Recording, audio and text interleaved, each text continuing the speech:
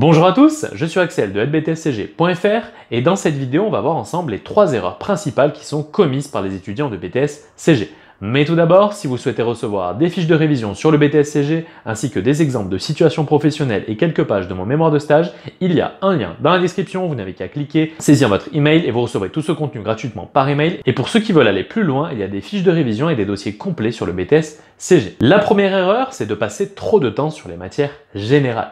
Alors, il faut savoir que les matières générales, à savoir E1, E2 et E3, représentent un peu moins de 50% de la note finale à l'examen. Alors, outre la pondération au niveau des notes, pour moi, les épreuves générales sont celles qui requièrent le moins de temps. Pourquoi? Parce qu'il suffit de 3 ingrédients pour les réussir. Il faut d'abord comprendre et synthétiser son cours sur des fiches de révision, les apprendre par cœur et appliquer la bonne méthodologie de réponse au sujet d'examen. Une fois que vous avez ces 3 ingrédients, inutile à mon sens de faire des dizaines de sujets d'examen par matière. Une fois que vous avez appliqué 1 ou 2 sujets d'examen par matière, que vous êtes assuré d'avoir bien compris la méthodologie, tous les sujets seront les mêmes. À chaque fois, ce sera exactement la même méthodologie à appliquer. Donc pour moi, une fois que vous avez ces 3 ingrédients, ça sert à rien de passer énormément de temps. Alors là, la petite astuce, c'est vraiment de faire vos fiches de révision au fur et à mesure et de les apprendre au fur et à mesure. Comme ça, vous n'allez pas vous laisser déborder et les cours ne sont pas non plus ultra volumineux. Donc si vous tenez semaine après semaine, vous arriverez en fin de deuxième année avec un cours déjà su, une méthodologie bien maîtrisée et donc vous serez apte à passer et réussir vos épreuves générales. Donc pour moi, ça ne sert à rien de passer trop de temps à vous éterniser sur ce type de matière. Évidemment, les étudiants qui sortent d'un bac général auront plus de facilité sur ces matières-là, contrairement aux étudiants qui sortiront de bac professionnel, mais pas de panique. Si vous appliquez cette méthodologie, il n'y a aucun problème. Donc ne vous attardez pas trop sur ces matières. J'ai vu beaucoup d'étudiants qui passent vraiment, il y en a qui passent 60 à 70% de leur temps à réviser ces matières et après ils sont totalement largués dans les épreuves techniques comme la comptabilité avec E4, la gestion avec E5 et leur mémoire de stage avec E6. Donc vraiment, voilà, ça représente un peu moins de 50% de votre note finale à l'examen, donc il ne faut pas y passer plus de 50% de votre temps à y réviser. Pour moi, ça serait même 30%, ça suffit, sachant que quasiment la plus grosse partie va être attribuée aux mathématiques à faire et refaire des exercices, des cas et des sujets d'examen.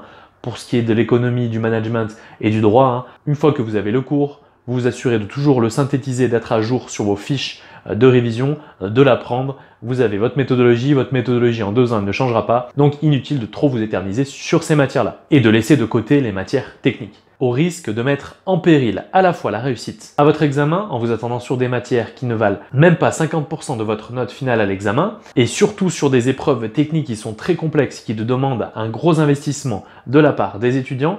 De plus que voilà, si en plus vous passez votre diplôme juste avec des matières générales et des notes très faibles dans les épreuves techniques, et bien finalement ce qu'on regarde, votre cœur de métier, c'est la comptabilité-gestion. Donc si votre moyenne, vous l'obtenez majoritairement grâce à vos matières générales avec des très faibles notes dans les matières techniques, finalement, lorsque vous allez rentrer dans le marché de l'emploi ou alors continuer par exemple sur un DCG, vous aurez un niveau bien trop faible à mon sens pour vous démarquer des autres. La deuxième erreur, c'est de faire vos situations professionnelles à la dernière minute. Alors ça, c'est le syndrome de beaucoup d'étudiants de BTS-CG. Voilà, on arrive quelques mois avant la fin, il va falloir passer les oraux relatifs aux situations professionnelles et là j'ai des tonnes de messages. Là il me manque une situation professionnelle, là j'ai fait qu'une situation professionnelle sur 3, là j'ai fait 2 situations professionnelles, il y en a une qui est à peine terminée, j'en ai une qu'il faut totalement que je fasse de A à Z et là vous êtes en panique. Tout ça parce que vous n'avez pas fait vos situations à l'avance parce que voilà, généralement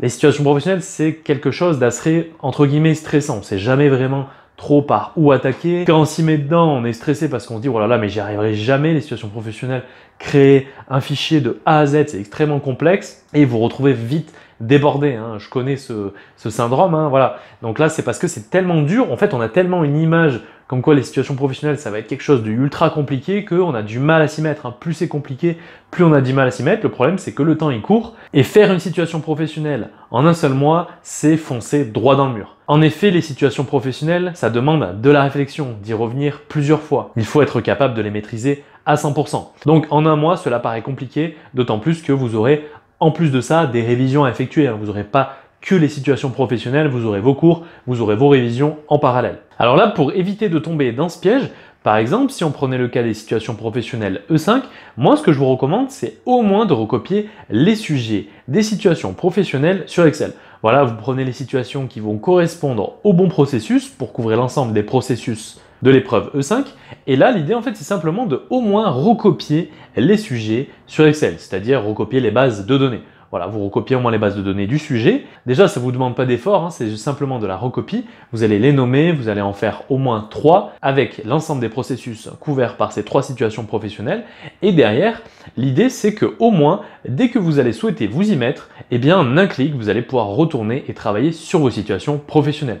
Comme ça, vous n'aurez pas à partir de zéro. Vous avez le sujet et direct, bam, vous allez pouvoir attaquer sur les questions. Faire une question après l'autre. Mais voilà. L'idée générale, c'est vraiment d'au moins avoir les bases de données renseignées sur vos fichiers Excel. Vous allez voir, c'est vraiment le petit déclencheur qui va vous permettre derrière de les continuer, de répondre aux questions et d'aller même plus en profondeur sur chacune de vos situations professionnelles. Vous allez voir que si vous le faites dès le début, eh bien après à chaque fois vous allez voir un cours qui va être relatif à votre situation professionnelle, vous allez y penser, vous allez vous dire ah bah tiens je pourrais rajouter ça, à la réponse ok il faut la trouver comme ça, il faut faire tel tableau pour répondre à telle question, il faut utiliser telle formule, etc. Donc là l'idée c'est vraiment de les faire le plus tôt possible pour mûrir votre réflexion au fur et à mesure que vous allez voir les cours qui vont être relatifs à vos situations professionnelles. D'ailleurs, moi vraiment, ce que je recommande, c'est d'aller à chaque fois un petit peu plus loin. Les situations professionnelles, si vous prenez simplement les questions de départ, elles sont à mon sens pas très poussées. Moi, sur les 3 situations professionnelles que je propose dans le dossier E5, ce sont des situations soit que j'ai bâties moi-même, soit qui partent de sujets que j'ai approfondis, mais l'idée, ça a été vraiment d'avoir des situations les plus cohérentes et d'avoir une fluidité dans les réponses. Voilà, chaque fois, une réponse découle de l'autre et on a vraiment quelque chose de cohérent et de plus professionnel possible. Et c'est vraiment cette attitude qui est bonifiée de la part des examinateurs comparé à l'étudiant qui va rester entre le début et la fin de son sujet, qui va le faire voilà, en répondant bête et méchant à chaque question.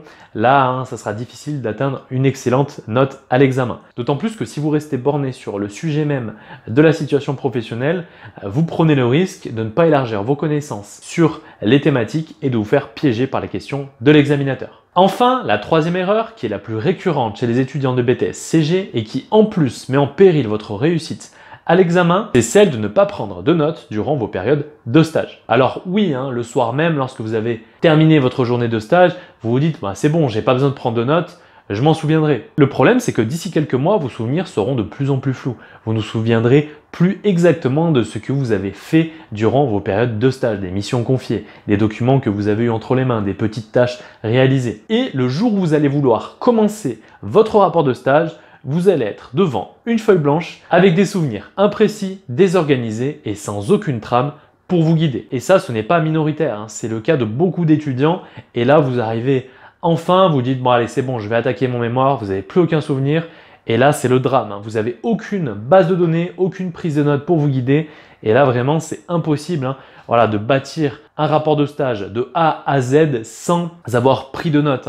Vous n'allez même pas savoir quelles étaient vos missions, vous allez avoir un souvenir très vague, vous n'allez même pas avoir une idée de la trame de votre mission principale. Là, ça va être vraiment quasi impossible. Alors, l'idée pour éviter cette erreur, c'est tout bête. Vous allez prendre un carnet de notes vierge, un stylo et durant vos stages, durant les journées, vous allez noter ce que vous allez faire. Et le soir même, vous allez faire un petit récapitulatif de ce que vous avez effectué comme tâche, comme mission, les documents que vous avez manipulés. Vous allez essayer de sortir les documents le plus possible. Bien sûr, vous allez demander l'autorisation, mais pour avoir le plus de matière pour argumenter dans votre rapport de stage, pour le rendre le plus palpable et professionnel possible avec de la documentation, voilà, avec quelque chose de concret. Donc là, l'idée, c'est vraiment de faire une prise de notes active durant vos périodes de stage, durant la journée et chaque soir. Le stage, ça ne dure pas non plus 10 mois, donc ça vaut vraiment le coup d'effectuer chaque soir ce petit travail de remémorisation après chaque journée de stage. Comme ça, vous allez empiler les documentations, les prises de notes